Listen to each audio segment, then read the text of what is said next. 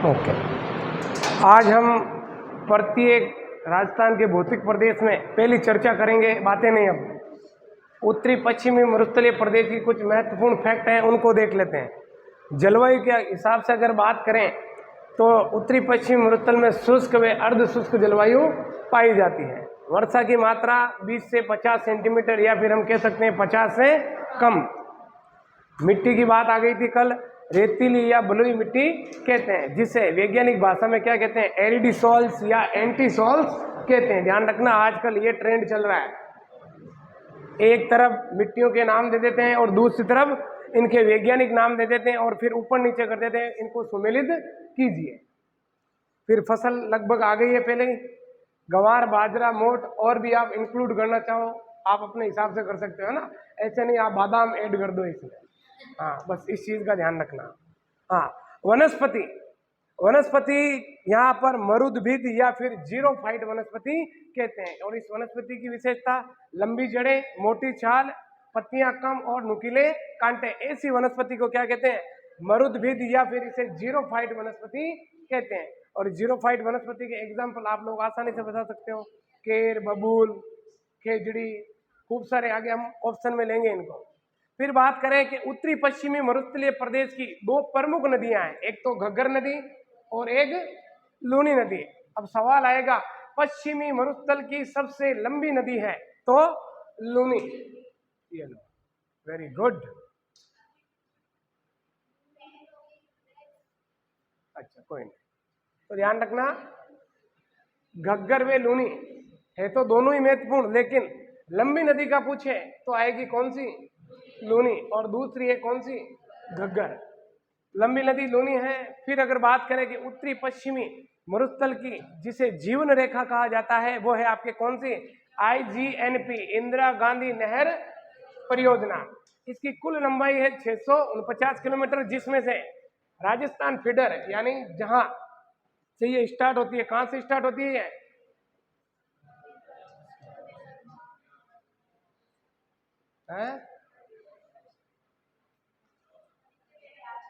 पंजाब में भाखड़ा नांगल बांध। कौन सी नदियों के संगम पर है ये बांध, सतलज और व्यास।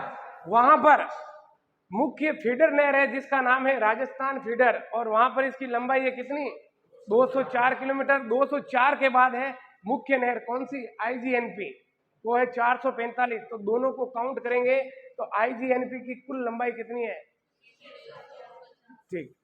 फिर है सबसे बड़ा बांध, जवाई बांध, जिसे मारवाड़ का अमृत सरोवर कहा जाता है, जो जोधपुर में, सॉरी पाली में कहाँ है, सुमेरपुर पाली में है, वहां पर ये बना हुआ है जवाई बांध, जवाई नदी के किनारे पर, जिसे क्या कहा जाता है, पश्चिमी राजस्थान का या मारवाड़ का अमृत सरोवर कहा जाता है। फिर अगर बात करें कि उत्तरी पश्चिमी मरुस्थलीय प्रदेश में यहाँ 2 अभ्यारण्य हैं, एक तो राष्ट्रीय मरुद्यान प्लस तालछापर, कल भी चर्चा की थी इनकी। बड़ा अभ्यारण्य कौन सा है, मरुद्यान, जो जैसलमेर और बाड़मेर में फैला हुआ है। सबसे ज्यादा फैला हुआ कहाँ, बाड़मेर, सॉरी जैसलमेर में 1900 वर्ग किलोमीटर, और बाड़मेर में कितना है, 1262, और टोटल इसका वर्ग किलोमीटर कितना है, 3162 वर्ग किलोमीटर। और नेशनल हाईवे निकलता है यहाँ से कौन सा, 15 या 62। क्लियर है यहाँ तक, ओके। अब देखो आगे कुछ एक्चुअल बातें हैं, ये मैं खुद लिखा दूंगा आपको, पहले एक बार समझ लो। ये जो गंगानगर और जो हनुमानगढ़ है, यहाँ 3 विशेषताएं ध्यान रखना, सॉरी 2। सबसे कम भूकंप संभावित क्षेत्र राजस्थान में कौन सा है, गंगानगर और हनुमानगढ़, यहाँ भूकंप की कोई आशंका नहीं है। और दूसरा, सर्वाधिक आंधियां कहाँ चलती है, गंगानगर और हनुमानगढ़ में ही। क्षेत्रफल की दृष्टि से छोटा झुंझुनू, ये लिखना नहीं है अभी, अब चूरू भी हो सकता है, नीम का थाना भी हो सकता है।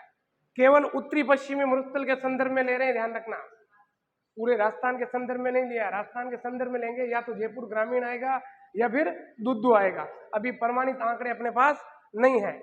और सर्वाधिक जनसंख्या घनत्व की दृष्टि से देखें तो उत्तरी पश्चिमी मरुस्थल में कौन सा है, जोधपुर।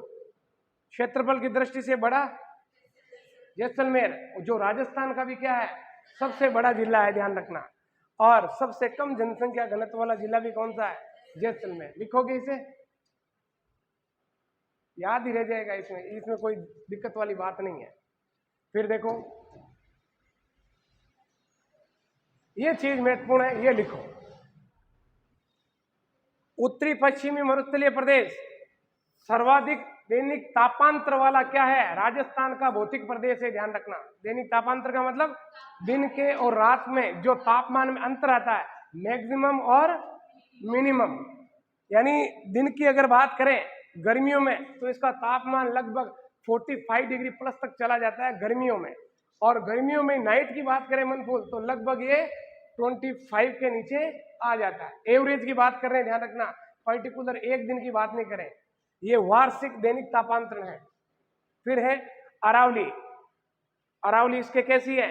पश्चिम में है, सॉरी अरावली के उत्तरी पश्चिम मरुस्थल कहाँ है? पश्चिम में है, तो उसे हम क्या कह सकते हैं?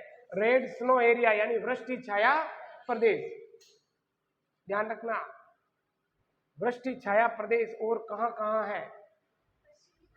पश्चिमी घाट का पूर्वी ढाल, गारो खासी जयंतियों का उत्तरी ढाल, और लेह लद्दाख का उत्तरी ढाल, और एक अपने राजस्थान में अरावली का पश्चिमी पार्ट, जिसे वृष्टि छाया प्रदेश कहते हैं। एक होता है वृष्टि क्षेत्र, एक होता है वृष्टि छाया क्षेत्र। वृष्टि क्षेत्र किसे कहेंगे?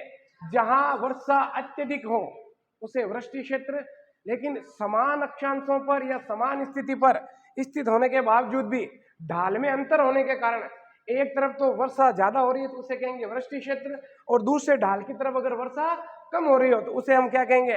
वृष्टि छाया प्रदेश। जैसे अरावली का पश्चिमी ढाल, जैसे अपना पश्चिमी क्या है? मरुस्थल, जहां मानसून की दोनों ही शाखाओं से क्या होता है? वर्षा की प्राप्ति बहुत कम होती है। लेकिन पर्टिकुलर अगर पूछे कि ये वृष्टि छाया प्रदेश मानसून की किस शाखा के लिए जाना जाता है? बंगाल खाड़ी मानसून की शाखा, क्योंकि अरावली बीच में क्या बना देती है? बैरियर बना देती है, अवरोध बना देती है। ये अरावली है, ये पूर्वी राजस्थान और ये पश्चिमी राजस्थान। तो इधर से जो आ रही है पूर्व की तरफ से, वो बंगाल खाड़ी वाली शाखा है, जिसमें अरावली क्या बना देती है? बैरियर या बाधा बना देती है। यानी अरावली के केवल पूर्वी ढाल पे ही वर्षा हो रही है अनु, तो इधर ज्यादा वर्षा हो रही है, इसे हम कहेंगे वृष्टि क्षेत्र। और इधर अरावली का जो पश्चिमी ढाल है, इधर वर्षा कम हो रही है, इसलिए इसे हम क्या कहेंगे?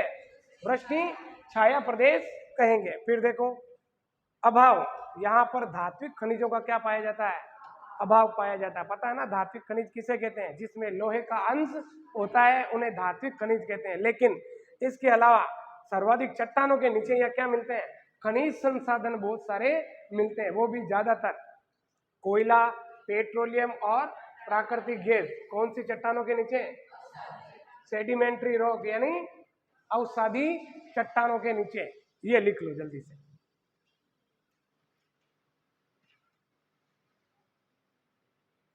अब हम पर्टिकुलर ले रहे हैं किसको? उत्तरी पश्चिमी मरुस्थल को क्या कर रहे हैं? वर्षा की मात्रा के आधार पर इसे हम दो भागों में बांट देते हैं, शुष्क मरुस्थल और अर्ध शुष्क मरुस्थल। तो ये था आपके अरावली वाला, ये जो रेड लाइन दिख रही है ये है अरावली। अरावली के इस साइड पूरा ही क्या आपके उत्तरी पश्चिमी मरुस्थलीय प्रदेश। अब सवाल आएगा ये कि उत्तरी पश्चिमी मरुस्थलीय प्रदेश की पूर्वी सीमा है अरावली है, और अरावली के ऊपर से ही क्या गुजर रही है? 50 सेंटीमीटर समवर्षा रेखा। तो सवाल एक और बनता है, काफी बार आया है, कौन सी समवर्षा रेखा राजस्थान को दो समान भागों में बांटती है?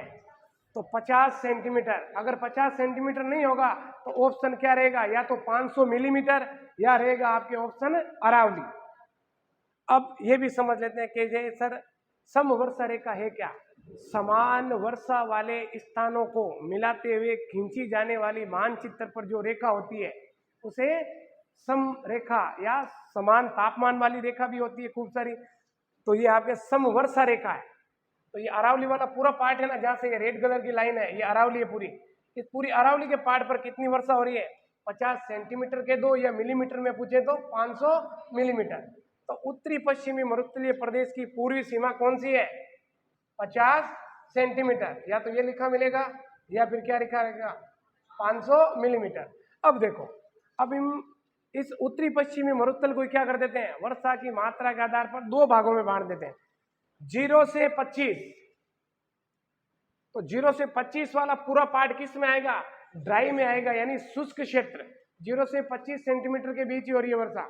और फिर 25 से 50 वो आ जाएगा आपके अर्ध शुष्क यानी सेमी एरिड। क्लियर है।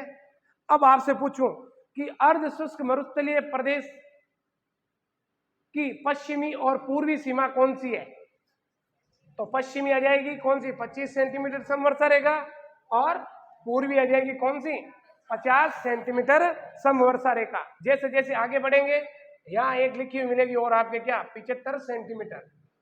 तो पूर्वी मैदान भी क्या हो जाएगा, हाड़ौती के पठार से समवर्षा रेखा से अलग हो जाएगा। अब यहाँ से सवाल काफी बार बने हुए, ध्यान रखना कि कितने सेंटीमीटर समवर्षा रेखा हाड़ौती के पठार को अलग करती है, तो 75 सेंटीमीटर समवर्षा रेखा।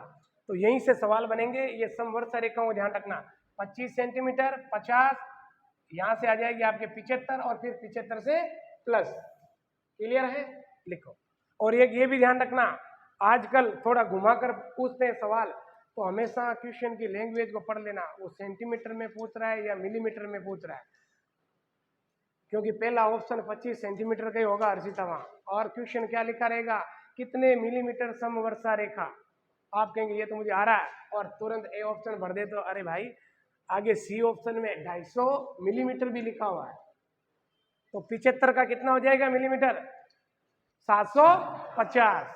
इस चीज का विशेष ध्यान रखना, क्योंकि ये गलती मैंने की है एक बार फर्स्ट ग्रेड के ज्योग्राफी के एग्जाम में, इतना शोर था, ये तो आता है, सवाल पूछा हुआ था कितने सेंटीमीटर समवर्षा रेखा, सॉरी कितने मिलीमीटर समवर्षा रेखा राजस्थान को दो समान भागों में बांटती है, तो पहला ही ऑप्शन था 50, और मैंने तुरंत 50 देखे ओमार में पहला ऑप्शन भर दिया, देखा ही नहीं मिलीमीटर में पूछा क्या। जब उत्कर्ष वाले ने आंसर की निकाली, मैंने कहा ये तो डिलीट होगा, आपने सही है, और जब वापस देखा मैंने कहा अरे ये तो सेंटीमीटर में नहीं मिलीमीटर में पूछ रहा है। इस चीज का विशेष ध्यान रखना, क्योंकि सेंटीमीटर का पूछ रहा है तो सेंटीमीटर में आएगी, मिलीमीटर का पूछ रहा है तो मिलीमीटर में ही आएगी।